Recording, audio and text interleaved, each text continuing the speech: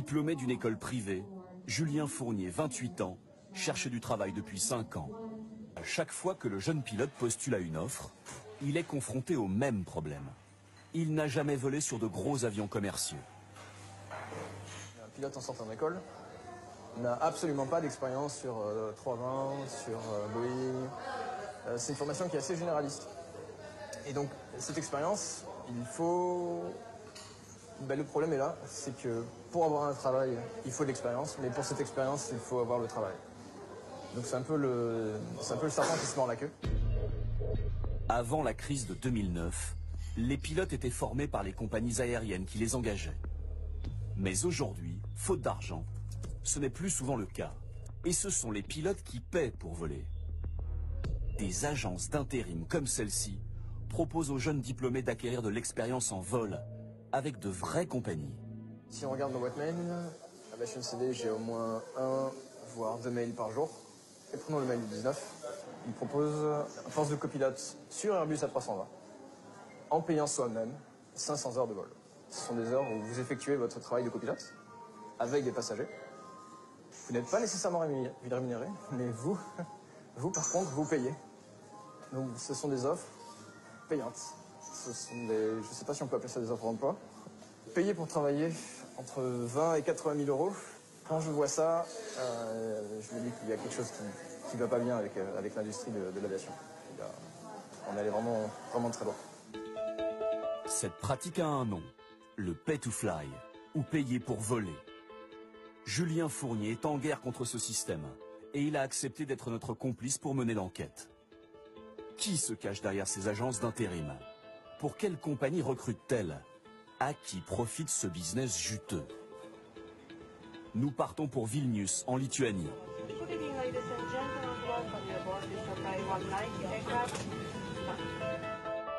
C'est là que se trouve le siège d'Aviation CV, l'agence d'intérim dont Julien Fournier reçoit quotidiennement les mails. Elle travaille avec une école de pilotage privée, la Baltic Aviation Academy. Notre complice s'y rend en caméra cachée. Nous pouvons aller à l'étage. Il est reçu par une jeune femme, responsable des formations. Notre pilote veut savoir quel type de programme Pay to Fly l'école propose. Nous avons un programme de 500 heures au Maroc avec la Royal Air Maroc, sur des vols en provenance du Maroc et à destination de l'Europe. Nous avons 3 pilotes là-bas déjà. Le prix qu'ils nous ont indiqué est de 62 500 € pour 500 heures de vol. Nous espérons que très bientôt, ils nous prendront d'autres pilotes. Donc on travaille pour eux en tant que copilote sur des vols réguliers avec des passagers. Oui, c'est ça. La Royal Air Maroc, une grande compagnie nationale qui transporte plus de 6 millions de passagers par an et assure de nombreuses liaisons avec la France. Contactée, l'entreprise marocaine n'a pas souhaité s'exprimer sur le sujet.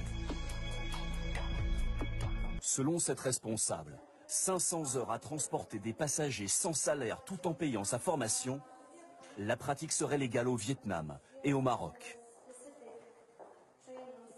Julien Fournier découvre que la sélection des compagnies ne serait pas non plus très poussée. Pour la Royal Air Maroc, il n'y a pas d'évaluation. Pas d'évaluation?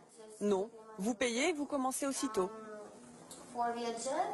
Pour Vietjet, il y a bien une évaluation. Cependant, il nous faut confiance pour qu'on leur envoie des pilotes fiables. Une fois qu'on a intégré le programme, on n'a aucun risque d'être exclu? Je n'en ai jamais entendu parler. Au revoir, c'était un plaisir de vous rencontrer. Passez une bonne journée. Vous aussi, merci. Un pilote qui paye pour travailler offre-t-il les mêmes garanties qu'un pilote normalement rémunéré? Pour leur syndicat, la réponse est non. En mars 2013, un accident survenu à l'aéroport de Lyon renforce leur conviction. Immobilisé, embourbé, 300 mètres après le bout de la piste. Il était 20h50 hier soir, cet A321 en provenance de Dakar atterri et a poursuivi sa course bien au-delà de la zone goudronnée. Dans son rapport publié en août 2015, le BEA souligne les connaissances lacunaires du copilote et sa très faible expérience. Pour le principal syndicat de pilotes français, aucun doute n'est possible. Le copilote inexpérimenté était bien en pay to fly. Lorsque l'on lit le rapport publié par le BEA récemment, on a la description d'une performance de l'équipage qui est absolument lamentable. Et tout ça n'a été rendu possible que parce que la compagnie aérienne, Hermès, a embauché ce jeune copilote, même si c'est officiellement dit nulle part, en pay to fly. Donc ce jeune copilote, lui, il a payé pour faire ses heures de vol.